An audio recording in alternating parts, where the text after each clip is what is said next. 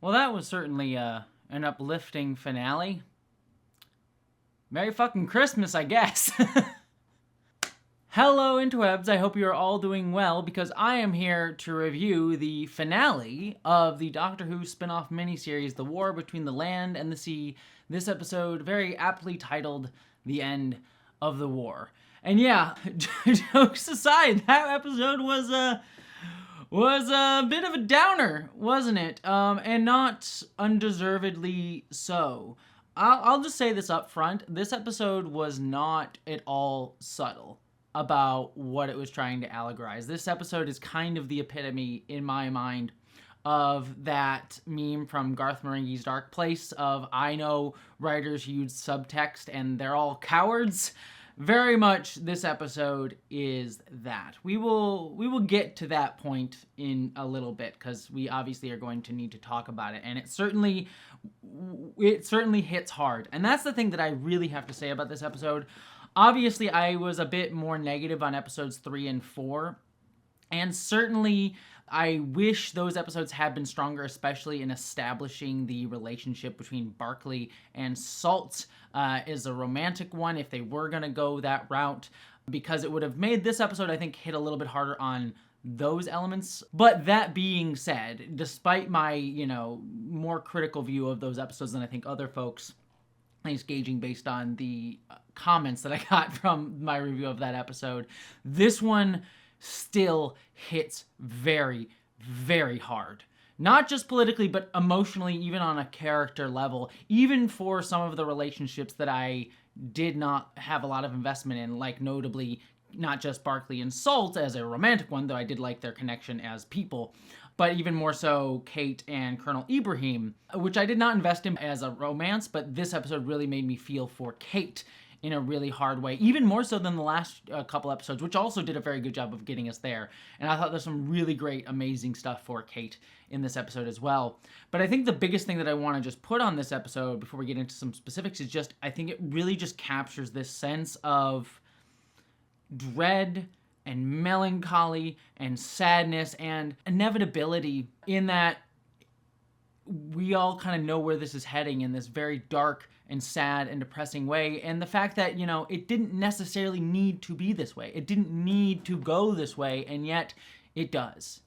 And that sense of just dread and sadness and pain that kind of permeates this episode was palpable. And it was really, really strong for me. And I don't want to say I loved it, but it was very, very effective. This episode kind of does a very similar thing to Children of Earth, the Torchwood miniseries that, again, a lot of people have been comparing this to, in that its last episode is just really leading up towards the big moment of the horrible thing that we all know that's going to happen, that we all kind of feel is going to happen. In that episode, it was Captain Jack sacrificing one child to save many, many other children, his own grandson. So one death to save many in a very viscerally dark and fucked up way, as that episode did. This episode, though, kind of does a similar thing in terms of that tone. I mean, right down to the point that we get a connection to why the Doctor doesn't show up for an event like this. In the Children of Earth, we had Gwen giving the speech of how, she believes that the Doctor doesn't show up to help humanity in these moments because he looks down on humanity and feels shame, which was a big speech that she had. Here we get, I think, an even more, what I kind of like actually more, which is Kate having this moment at the end of being like, oh, the Doctor, he saves humanity, doesn't shape humanity. And the implication being that this was a moment that will shape humanity going forward and inform who we are. And I think that that's a more impactful thing for me in terms of the fact that, the fact that humanity chose to genocide the Homo Aqua, kind of dancing around it here, that is a choice that changes who humanity is. And it will fundamentally change who we are. In our relationship to ourselves, our relationship not just to Homo Aqua, what we are as a species in our history, now that genocide is coded into it, and acknowledging that, like, that's something that the Doctor isn't a part of, is an interesting one. Obviously, I feel like, if we're actually being honest, I feel like the Doctor would show up to prevent a genocide. I would like to hope so, but certainly it is a very powerful statement nonetheless in terms of what it is implying about the events of this episode. But going back to the Children of Earth comparison here, this takes a different turn, speaking of the genocide, in that we get a individual win at the end here between Salt and Barclay, but we don't get the bigger win of saving people. In fact, more people die. And I like that kind of inverse to a degree of what Children of Earth was doing. And I think it's much more pertinent given where we are in the world right now. Like I said, I'm kind of jumping around a little bit. Let's get into some specifics, and then I'll talk a little bit more about that ending towards the end of this video. I found the start of this episode very viscerally upsetting. When I realized what they were doing, that the Homo Aqua were going to eat the dogs, I realized how, again, very visceral that was, very dark that was. But I like it coming up later on, like, you're doing the same to fish. Fish are our pets. You're doing the same thing to us. And it kind of becomes this tit for tat thing that repeats throughout the episode, even with the ice caps, right? Like, you started this is the repeated mantra that the warrior Homo Aqua ambassador keeps saying, and then he sort of gives that ultimatum of, like, you have 5 years. That's all you're gonna get. You are the dirt beneath our feet, or the dirt that built up while we were asleep, I should say.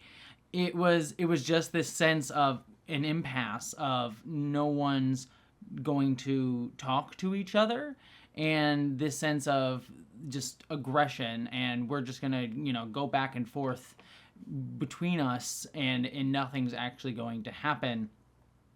And it again, it leads into that sense of, I don't want to say inevitability, but just sadness that no one is trying to do the different tact, and the characters who are trying to do something different, the working class folks like Salt and Barclay, who we'll talk about his working class elements that come up in this later on as they come out throughout the series, like, they actually have more in connection, like Salt and Barclay have more in connection than any of these people who are fighting each other at the top, and yet they're not allowed to be involved in any of this. Like, Barclay continually says, like, I feel like I'm the most important person in the world, and yet I can't do anything. I'm not allowed to see Salt. I'm not allowed to be involved in anything. And it just really speaks to this sense of, like, oh, it's these people in charge to a degree who are just going at each other and not actually, listening. And that's much more side on the human side than the Homo Aqua side. And it's a little bit more, one of the big knocks against the show is I wish we just gotten more and more of the Homo Aqua element of things, like their culture and how they view things, because we've gotten implications that this warrior guy is of a different, at the very least, a different, caste, I guess, if you want to put it that way, than Salt is. And I would have liked to see if there were any class differences, any class elements, any different ways of thinking about how to deal with the humans. We sort of get the implication through how Salt interacts with Barclay when she's no longer in her position as ambassador, but we never really get a full exploration of it. And it's one of those things that I wish this episode had really gotten into, because I think there would be some potency in talking about the different levels of class within both societies, and how that comes into interaction with where this ultimately goes, and about power play, and who wants power, and who's holding on to power, and who gets to decide things for each side. And we get a decent exploration of that with the human element of things, with the Prime Minister and the military commanders, as we'll talk about in a second. And we get some implication of it from the Homo Aqua side. I just wish we got a little bit more of it, especially if you're going to have this ending of, as we'll get to, the humans doing a genocide against Homo Aqua that then creates this very clear power imbalance. And also there's been metaphors all over this of, colonialism, extracting resources, just using people's territory and people stating what the territory is. And I feel like if we gotten a little bit more into Homo Aqua's culture and their side of things, rather than just how humans come into interaction with the Homo Aqua when they're having negotiations. If we gotten a little bit more on that in like an episode 3 or 4, I feel like we could have add a lot more interesting nuance into where this ultimately leads to. And not saying that where this ultimately leads to isn't powerful, because it very much is, and I really like the statement that it ends on. I just feel like there's some stuff missing on the table. Again, it's one of those like, I wish this had been maybe a 6-episode miniseries, or we had, been more equitable with our time in episodes 3 or 4, which is my big criticism of those 2 episodes. But ultimately, still very, very powerful stuff in this episode. I more comes down to less of a problem with this episode specifically. I think this episode is powerful. Just a little bit of frustration, as I've noted before, on episodes 3 and 4, and just how, as I said in my review of that episode, it's so much happening and not a lot happening at the same time. Even like so much good happening in those episodes, but then also some stuff that I wish we had delved into a little bit more. So, anyways, moving on. But I really like the opening of this episode with Kate's trauma as she's seeing Colonel Ibrahim. As I said, it works really, really well here. I love the way they film it. I love the sense of like how much it hurts her and the weight of it on Kate, and how much it's affecting her decisions, and this loss is affecting how she's doing her job and informing how she's moving through the world. I also really love her blackmailing her therapist. That's a character turn for Kate that works well for her. It does not speak well of her necessarily, but it makes her very, very interesting. And it's what I kind of like unit characters to be, which are characters that are much more morally, at the very best, morally gray than the Doctor is. Who make much darker choices in the name of protecting everybody. It's kind of what Torchwood really was as well, which was like, we do the things the Doctor can't, sort of, but it always had that element of like, we're the cooler ones, that like sort of edgy kind of nature to Torchwood. I like Unit kind of being that without the edgy nature of it all, and it really gets into the stuff that I even wish the Doctor Who show proper had been more, blatant about the militarism and problems with Unit, instead of being like, yeah, the Doctor works with Unit and it's mostly great most of the time. I like there being a bit more problematizing of Kate and Unit here. And I like that comes up too with Barclay, as he's talking about his French name, of like his he has his last name is French.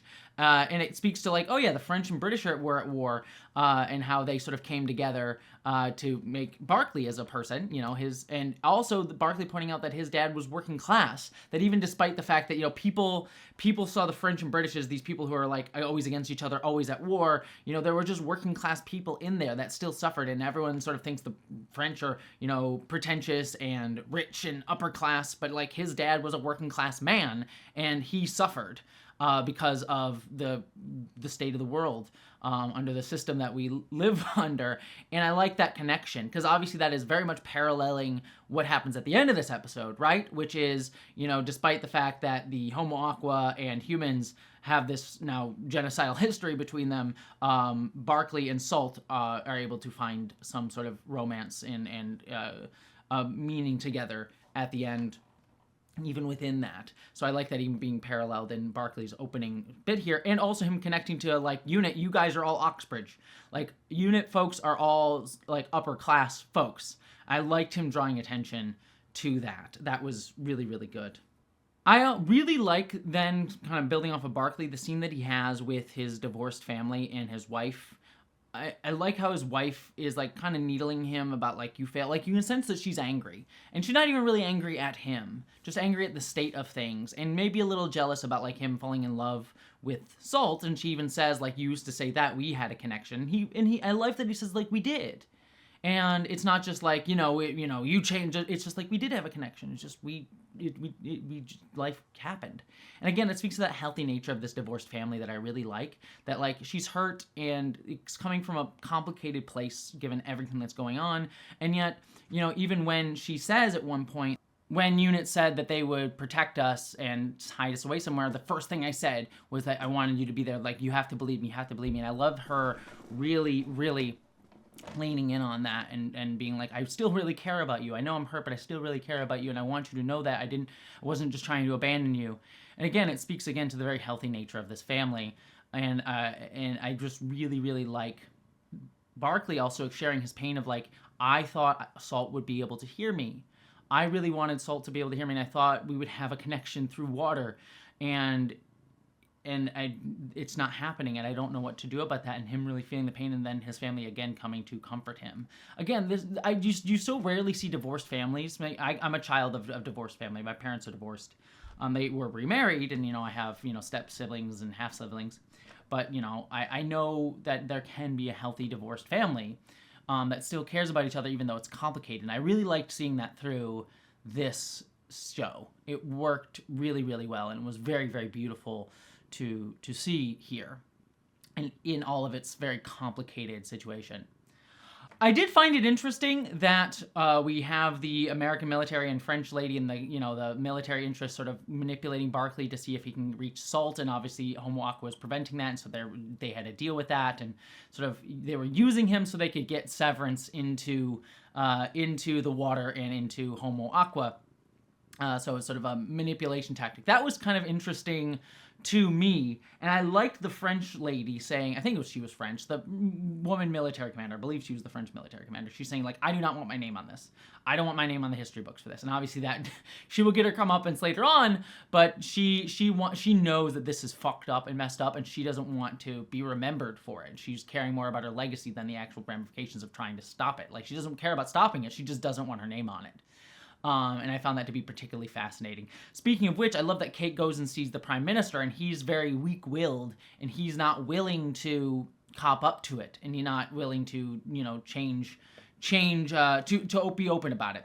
And it speaks to like this like liberal politician mindset of like not having a backbone that we're clearly seeing today in a lot of politics. And I like that Kate sort of points out, like, yeah, you will lose your next election, and the next person that will win the election will like win on anti-Aqua sentiment, like very racist sentiment. So clearly pointing to the fact that, like, yeah, she knows that there's going to be a racist backlash here that is going to like sweep in the next administration. And again, it speaks to like this liberal politician mindset of not having a backbone and being willing to do anything, because it's not politically, in his interests. That just speaks to those weak-willed politicians that, don't stand up to some of these horrible things. And I liked seeing that here, and I liked Kate sort of being like, there will be a reckoning one day in the history books or with me. Like, I will still be here. I kind of enjoyed that.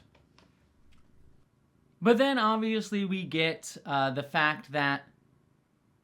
But then obviously we get the people sort of getting the Severance virus into Barclay, and he's able to meet with Salt, and she says, ask for a cord. It's an ancient thing that will, get us to have that my people have to honor. And I like that she's trying, as we'll see what a cord is at the end of the episode, she's trying to get like people to come together and find a way to like bridge their two worlds in a way that would be rather beautiful. Like, she really does have that sense of believing in like something bigger that could happen. And again, I didn't really buy the Salt and Barclay connection. It was way too rushed, I think, in episode 4, but this scene was very well handled, and you could sense the like joy and desperation and pain both of them were feeling at that moment. So both actors, like, a lot of it is really put on the actors, and they are so very good at selling the pain and hurt and feelings that both of them are having. So, even though I have not loved the writing of their romance, the actors really, really sell it very, very well, and it lands really, really hard for me.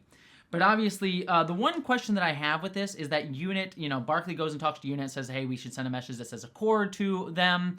And I had to wonder, like, okay, why didn't Unit or Kate at any point ask, how are you able to meet with Salt? Because from what we were told, the only reason that Barclay was able to go and meet with Salt was, he believes it's some of like the guys letting him escape. But it was the military commanders manipulating that whole situation, right? So why didn't Kate at any point being like, wait, how did you meet with Salt? Now, it could easily be explained of, like, Barclay having told her, like, oh, yeah, the guys let me out so I can go and see her, and Kate just sort of buying that as, like, hey, yeah, I guess many of our guys are just being nice to you. But it feels like one of those things that Kate would have been smart enough to at least question. I would have at least liked it to be on screen that she questions it, even if it's dismissed and explained why she doesn't look into it more.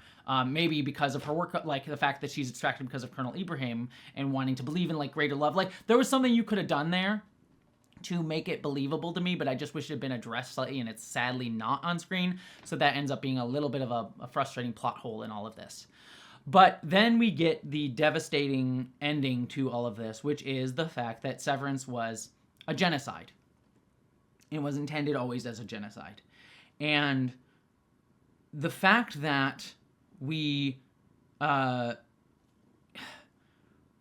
the pain of this is really, really felt, especially when Salt comes up and she talks to the politicians. You really get the pain of like, you know, there's 1 in 10 of us left, as if it was if it was engineered. This was done by you. We are scared of you. We are done. And like, you just sense this like, and it so contrasts with the last thing that we saw, which is the guy there being like, you are the dirt beneath, like this sense of strength and identity that they had. And then it contrasts with her saying like, we are scared of you. We lost. We acquiesce to you. And the most devastating thing to me, and this is where the subtlety is not, there is no subtlety, is humanity offering Homo Aqua this like space in the Marianas Trench, and she's like, yeah, we'll take that offer if you just admit what it is. It's a hunting ground. And my immediate thought before she even said that, like, I don't know if this was meant to be a 1-for-1 allegory with this. Maybe it wasn't the intention, but my immediate thought is I think of, you know, the Gaza Strip. You know, the fact that like Israel completely surrounds, you know, this place and say, hey, we'll give you all this stuff that you need, we'll trade with you, but then they will starve them out, they will kill Palestinians. It's a very clear allegory for that. It's not just the only one. There's been numerous times throughout history. I mean, we can even talk about here in America, you know, reservations to a degree are that, you know, maybe not hunting grounds necessarily, though, considering the treatment of indigenous women. You could very much argue it is, and also the long history of genocide of indigenous people in our history and cultural genocide. Long stuff that I could get into it. But, like, certainly Israel is not the only situation where that has happened, but it's certainly the one that it most immediately comes to mind, but it's certainly not the only time in history where that has happened. And being very clear in that was very, very hard-hitting. And again, it goes to that statement that Kate makes of, like, shaping humanity. It's like, yeah, this choice will shape human society. Like, this is a thing that we now do. In that you look at like countries that have done this, Israel, America, even, like, this is a foundational piece of the rest of the institutions that get built up, and how, like, no, this is something we've done, and this will shape how we view these people, how we interact with these people, how we dehumanize, how we deperson, how we, you know, create our sense of hierarchies. You know, it informs and dehumanizes us as well, the people who do the genociding. Like, it will fundamentally shape human society on this choice. And I like Homo Aqua and Salt being very direct in what this is. This is what you are doing. Look at it fundamentally and clearly. You are killing us. You genocided us. This is a hunting ground. This is what you are doing. And it's certainly not fucking subtle and very dark. And again, I like that it's kind of an inverse of Children of Earth, in that, like, this is we don't get to stop this horrible thing from happening. It's gonna happen. Unlike Captain Jack in Torchwood saving the children at the cost of 1 life. But then here, I like that we end on that moment of hope, which is the fact that Barclay and Salt get to be together. And they have that heroes just for 1 day, in the sense that, like, Kate can't stop this from what's happening, but she can at least have these 2 people get to be together. And there was a sense of at least a melancholic victory in that. Not necessarily joy, but something, that they got to at least have connection, that there still can be something bridged here, even in this pain, that there still is some level of hope, of connection and growth. And it's not going to be tomorrow. It's not going to, maybe not for hundreds of years, but there is still something. And that is a very beautiful, beautiful thing. I think my only knock at this ending is the after credit sequence that we get with, like, Kate being like, pick up the jam, dirt, and you're not allowed to litter anymore. It's a clearly on the nose reference to like we need to start cleaning up our shit, or like horrible things will happening, like tying to the climate change element of this as well, beyond the, like, you know, genocidal element of this episode. It just felt a little tonally weird to me. It was meant to be a little bit of a haha, like clearly getting a note across, but it was a little haha, and I kind of would have rather just sit in the, like, sadness of it. It just felt like it was lifting me out of the gloominess a little bit too much at the end there, where I think I should have sat there. The other element to this too that I should point out is Salt saying like the people who wanted this wanted a prize. They wanted our technology. They wanted to steal stuff from us. Like, you're not going to get that. So I like that the Homo Aqua gets that victory at least. Like, you do not get any of our stuff. You don't get to plunder it. You don't get to plunder our resources in that way. Which is, again, not always historically true, but at least at like that victory in the science fiction sense of like, you do not get to take.